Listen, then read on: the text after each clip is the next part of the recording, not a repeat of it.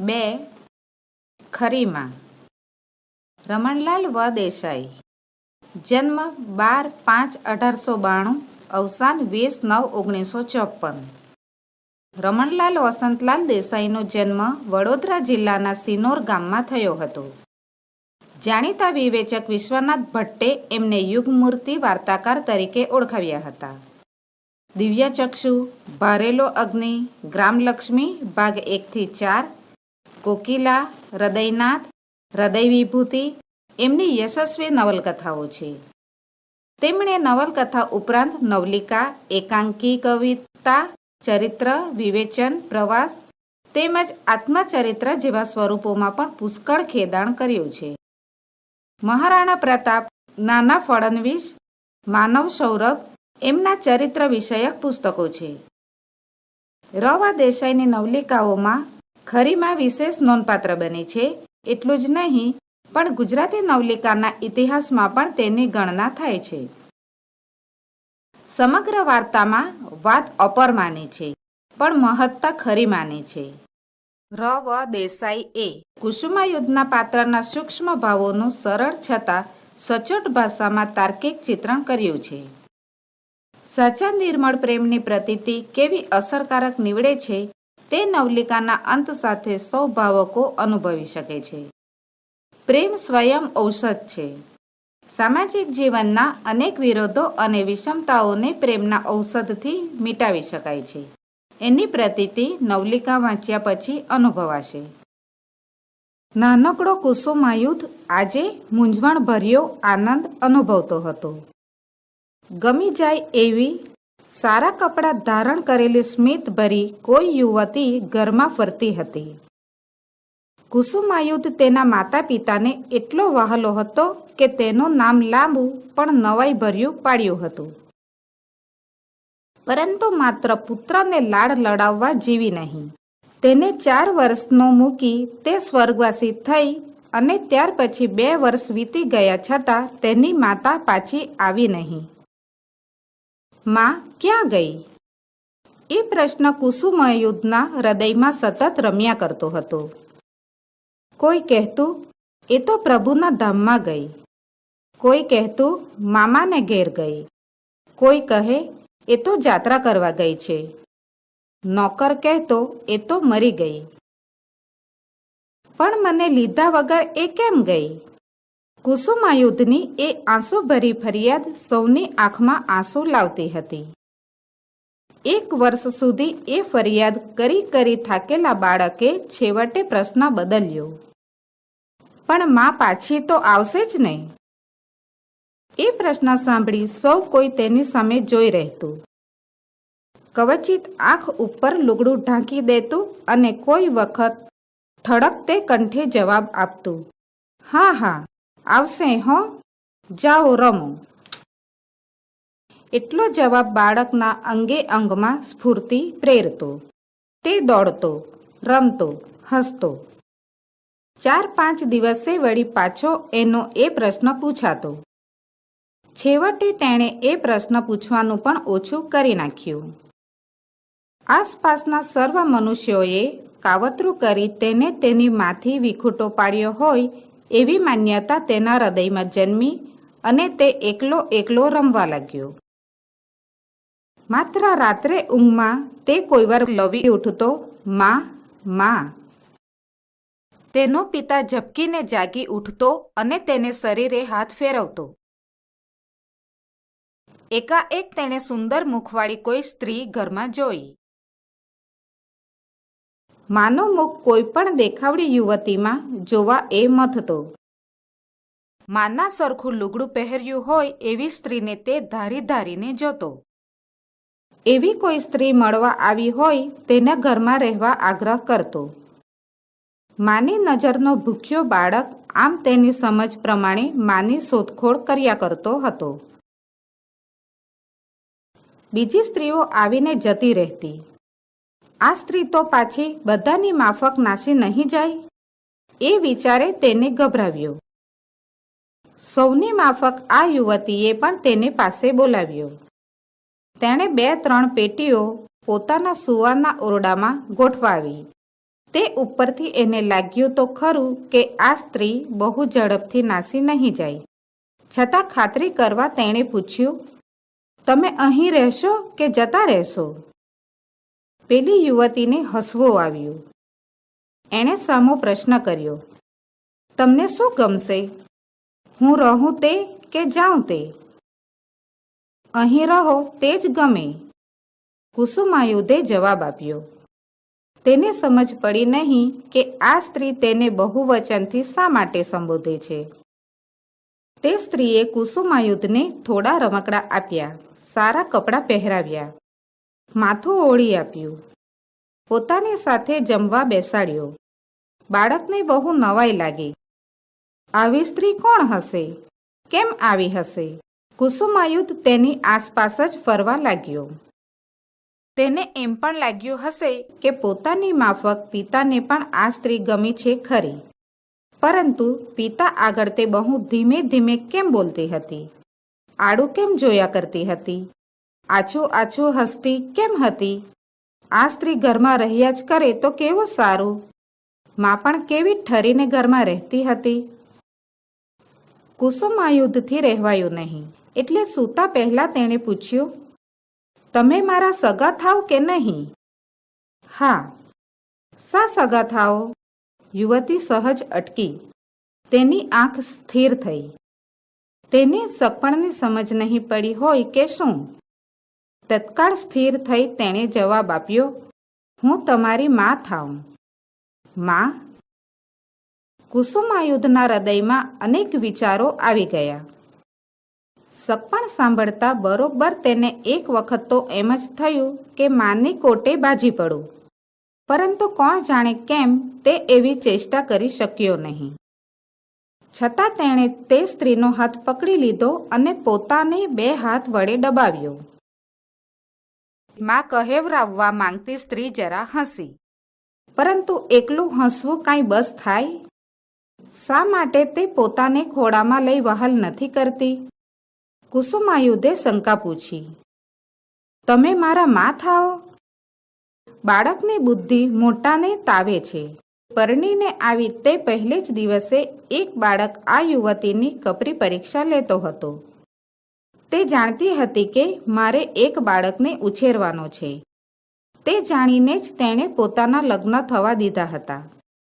પરંતુ બાળ ઉછેર એ માને જ અતિ વિકટ થઈ પડતો પ્રશ્ન અપર માને તો ઘણો જ વિકટ થઈ પડે એવો હતો. એની તેને પૂરી ખબર ન હતી. છતાં તેણે જવાબ આપ્યો, હા ભાઈ, હું તમારી ખરી માં થાઉં હો. ત્યારે તમે મને તું કહીને કેમ બોલાવતા નથી? એમ કરીશ. અને હું તમને શું કહું? બહેન કહેજો. માં કે બા જેવો શબ્દોચ્ચાર સાંભળવાની એ યુવતીની હજી તૈયારી ન હતી. પત્ની તરીકેના કંઈ કંઈ કોડ તેને પૂરવાના હતા. માં કે બા શબ્દ તો બહુ ગરડો પડે એમ તેને લાગ્યું. બાળક હતાશ થયો. એ તેની ખરી માં ન હોતી. નિઃશ્વાસ નાખી તે ઊંઘી ગયો. બાળક કુસુમાયુધના પિતાએ ફરી લગ્ન કરવાનો નિશ્ચય કર્યો. પુરુષના એ હકનો તત્કાલ સ્વીકાર થયો અને તેના લગ્ન થયા. પુરુષ સમજણો હતો. તેણે પરણવા તૈયાર થયેલી યુવતીને કહી દીધું કે ગત પત્નીના પુત્રને પોતાના પુત્ર તરીકે જ તેણે ઉછેરવો પડશે. યુવતીએ તે કબૂલ કર્યું. એક પ્રકારના ઉત્સાહથી કબૂલ કર્યું અને ઘરમાં આવી માતૃભાવ ભૂખ્યા કુસુમાયુધને પોતાના જ પુત્રની માફક ઉછેરવાનો પ્રામાણિક પ્રયત્ન તેણે આદર્યો. કુસુમાયુધ, હવે ઉઠશો કે? 7 વાગી ગયા. ધીમેથી તે બાળકને જગાડતી. હવે માથામાં ધૂપેલ નાખવું જોઈએ. બાળક તેની પાસે બેસી વાળ ઓળાવતો. હવે નાહી લ્યો. કુસુમાયુધ નાહી લેતો. ભાઈ, હવે ઉઠી જાઓ. 2 કરતાં વધારે રોટલી ન ખવાય. માતાની આજ્ઞા પાડી બાળક ઉઠી જતો. બહુ દોડવું નહીં હો. બાળકના પગ આજ્ઞા થતાં અટકી જતા. અને ચીસ પાડીને બોલાય જ નહીં. બાળકના અણુ અણુમાં ઉભરાતો ઉત્સાહ સમી જતો.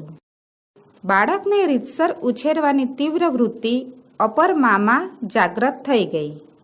બાળક સુખી અને સારો થાય એ માટે તેણે ભારે જહેમત લેવા માંડી.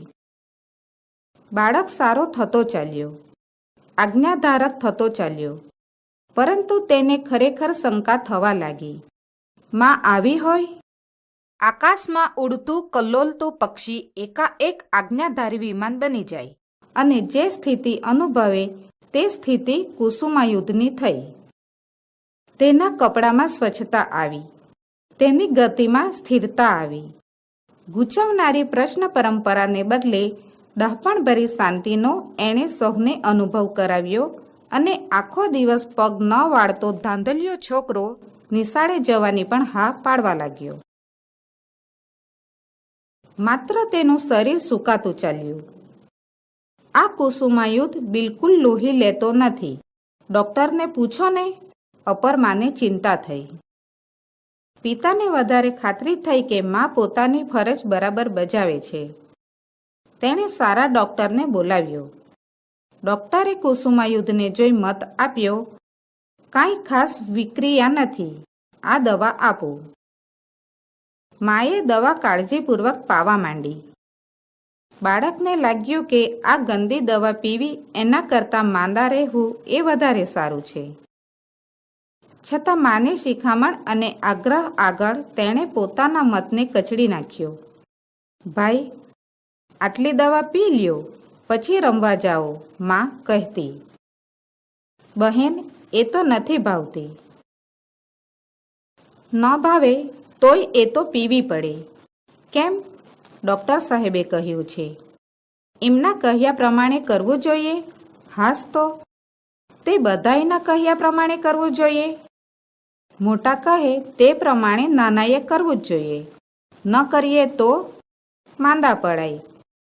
હું માંદો પડ્યો છું? હા, જરાક. દવા ન પીવું તો મરી જવાય. અપર માએ બીક બતાવી. બાળકને તે ધમકાવતી નહીં. બાળ ઉછેર વિશે તેણે ઘણું વાંચ્યું હતું, એટલે ધમકાવવા કરતાં વાદ વિવાદ કરી બાળકને નિરુત્તર બનાવી તેની પાસે પોતાનું કહ્યું કરાવતી. આટલી લાંબી વાત કવચિત જ થતી, પરંતુ થતી ત્યારે બાળકને શાસ્ત્રીય રીતે સમજાવ્યાનો તેને સંતોષ થતો. જો કે બાળકનો મત એ વિશે જુદો જ હતો. મરી જવાય તો શું ખોટું? શાંત બની દવા પી જતા બાળકના હૃદયમાં પ્રશ્ન થયો. માં મરી ગઈ છે એમ કોઈ કહેતું હતું. તેને પોતાની માતા સંબંધી ઝાંખી ભૂલાઈ જવા આવેલી વાત યાદ આવી. હું પણ મરી જાઉં તો માને મળાય નહીં? તેના મને તર્ક કર્યો. તર્ક તેને પ્રમાણરૂપ લાગ્યો. દવા અને કાળજી છતાં કુસુમાયુધ ખરેખર માંદો પડ્યો. ભાઈ, તમને શું થાય છે? નિત્ય નિયમ પ્રમાણે નાહીને જમવા આવતા બાળકની માતાએ પૂછ્યું. કાંઈ નહીં બહેન, કુસુમાયુધે જવાબ આપ્યો. અરે, પણ તમારી આંખો તો લાલ થઈ ગઈ છે. મને ખબર નથી. અને આ શરીર ઉપર રૂવા ઊભા થઈ ગયા છે, જરા ટાઢવાય છે. ત્યારે તમે નહાયા શું કરવા? નહાયા સિવાય જમાય નહીં, અને જમ્યા સિવાય તો નિશાળે કેવી રીતે જવાય? કુસુમાયુધે પોતાના જીવનને ઘડતા એક ગૃહ નિયમનું પ્રમાણ ટાંક્યું. એમ કરતાં બાળક વધારે કંપી ઉઠ્યો. માતાએ જોયું કે કુસુમાયુધના દાંત કકડી ઉઠતા હતા. તેણે બૂમ પાડી. અરે બાઈ, જો ને, ભાઈને તાવ તો નથી આવ્યો? નોકરબાઈએ આવી બાળકના શરીરને હાથ અડાડ્યો અને કહ્યું, બા સાહેબ, શરીર તો ધીકી ઉઠ્યું છે. આમ એકદમ સાથે થયું. હું નવરાવતી હતી ત્યારે મને શરીર જરા ઊનું લાગતું હતું. ત્યારે તે નવરાવ્યો શું કામ? મારા મનમાં કે અમસ્તું જ હશે. જા જા, પથારી પાથરી ભાઈને સુવાડી દે. બરાબર ઓઢાડજે. હું ડૉક્ટરને બોલાવું. પણ બહેન, મારી નિશાળનું શું? નોકરબાઈના હાથમાં ઉચકાતા કુસુમાયુદ્ધે પૂછ્યું. માતાને આ બાળકની નિયમ ભક્તિ જોઈ દયા આવી. તે બોલી ઉઠી, માય નિશાળ, આવા તાવમાં જવાય? જઈને સૂઈ જાઓ ભાઈ, હું આવું છું. નોકરબાઈ બાળકને ઊંચકી લઈ ગઈ. માતા બબડી ઉઠી, ભાડુતી માણસો, એમને શી કાળજી? શરીર ઊનું હતું ત્યારે નવરાવ્યો જ શું કામ? પણ નોકરને શું? થોડી વારમાં ભાડુતી ડૉક્ટર પણ આવી પહોંચ્યા. ભાડુતી બાઈના હવાલાને બદલી નાખી તે ક્ષણ પૂરતો હવાલો અપરમાએ લીધો. બાળકને તાવ કેમ આવ્યો, ક્યારે આવ્યો વગેરે હકીકત તેણે ડૉક્ટરને કહી. સૂવા મથતા બાળકની આંખોના પોપચા ડૉક્ટરે ખેંચી ઉગાડ્યા. તેની બગલમાં થર્મોમીટર ખોસી દીધું. બાળકને તેમણે ચત્તું કર્યું, ઊંધું સુવડાવ્યું અને તેની છાતી, પેટ તથા વાંસામાં તડીંગ તડીંગ આંગળા ઠોક્યા. ઉઠલા ઉઠલી પૂરી કરી ડૉક્ટરે દવા લખી આપી અને જરૂર પડીએ ફરી બોલાવવાનું ધીરજપૂર્વક સૂચન કરી તેઓ ચાલ્યા ગયા. બાળકનો તલખાટ વધી ગયો. તેનો દેહ આમ તેમ તરફડતો હતો. માતાએ ડૉક્ટરને ફરી બોલાવ્યા. બાળકના પિતાને પણ કચેરીમાંથી બોલાવ્યા. પતિ પત્ની બાળકની પાસેથી ઉઠ્યા નહીં. રાત્રે માએ જમવાનું પણ માંડી વાળ્યું. બાળકના માથા ઉપર સતત બરફ મૂકવાનો ડૉક્ટરનો હુકમ હતો. ડૉક્ટર હુકમ આપતી વખતે હુકમ પાડવાની શક્યતાનો ભાગ્યે જ વિચાર કરે છે. નોકરો બરફ મૂકી કંટાળ્યા અને બાળકના માથા ઉપર જ ઝોકા ખાવા લાગ્યા. માતાએ નોકરોને સુવડાવી દીધા અને બરફ ફેરવવાનું પોતે શરૂ કર્યું. ફરજ બજાવવા મથતી માતાને એમાં કાંઈ ભારે કામ લાગ્યું નહીં. રાતના 12 વાગ્યા સુધી તેણે વગર આંખ મીચીએ બાળકને માથે બરફની થેલી ફેરવ્યા કરી. પછી તેના પતિએ આગ્રહ કરીને તેને સુવાડી અને તે પોતે પુત્રની શુશ્રૂષામાં રોકાયો. માતાને કોણ જાણે કેમ ઊંઘ ન આવી. જરા વાર થઈ અને બાળકે ચીસ પાડી, ઓ માં! અપરમાં પથારીમાંથી એકદમ ઉઠીને બેઠી થઈ ગઈ. અણઘડ પુરુષના હાથમાંથી થેલી તેણે લઈ લીધી અને તે પછી પોતે બાળક પાસે બેઠી. રાત્રિના એકાંતમાં ફરી બાળક લવી ઉઠ્યો, માં! ઓ દીકરા! એમ જીભે આવેલા શબ્દ માતાએ ઉચ્ચાર્યા નહીં. તેને જરા શરમ આવી. તેણે માત્ર એટલું જ પૂછ્યું, કેમ ભાઈ, શું છે? બાળકે આંખ ઉગાડી અને અપરમાં સામે જોયું. તમે નહીં, કહી બાળકે આંખ મીચી દીધી. બૂમ પાડીને? એ તો માને બૂમ પાડી. આંખ ખોલ્યા વગર બાળકે કહ્યું. તે હું જ માં છું ને? માતાએ કહ્યું. હા, પણ હું તો મારી ખરી માને બોલાવું છું. અપરમાનું હૃદય ધડકી ઉઠ્યું. તેના હૃદયમાં ચીરો પડ્યો. હજી આ બાળકને હું ખરી માતા સરખી નથી લાગતી? તેણે કહ્યું, તે હું જ વળી ખરી માં છું. ખરી માં મને તું કહેતી હતી, તમે નહીં. મેં ક્યારે તને તમે કહીને બોલાવ્યો? માતા જૂઠું બોલી. પણ મારી ખરી માં તો મરી ગઈ છે ને? તે હું આવી જોતો નથી? કેમ? ઓ દીકરા, તારે માટે. અપરમાં ખરી માં બની ગઈ. તેણે બાળકના મુખ ઉપર પહેલું ચુંબન લીધું. તેના હૃદયમાં માતૃત્વનો પાતાળ કૂવો ફૂટી નીકળ્યો. બાળકની નાની પલંગડીમાં તે સૂતી અને બાળકને તેણે છાતી સરસો લીધો. બાળકને આ ઉમળકાનો ઊંડો અર્થ સમજાવવાની જરૂર ન હતી. તે તો એટલું જ સમજ્યો કે આમ છાતી સરસી ચાપીને ખરી માં જ સૂએ. ખરી માને બાજીને કુસુમાયુધ ગાઢ નિદ્રામાં પડ્યો. તેના દેહને બાળતો અગ્નિ શાંત પડી ગયો. હવે તેના મસ્તક ઉપર બરફ મૂકવાની જરૂર ન હતી. આજે તે માની અમૃતભરી સોળ પામ્યો હતો.